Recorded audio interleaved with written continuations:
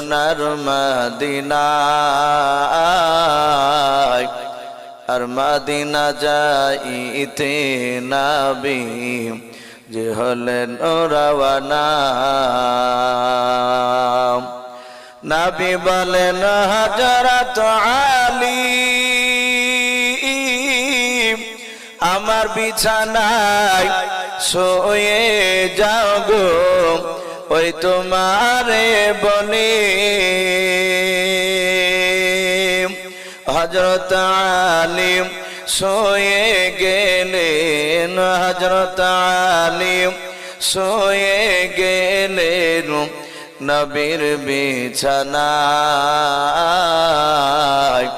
আর Medina যাইতে নবী যে হলেন রওয়ানা।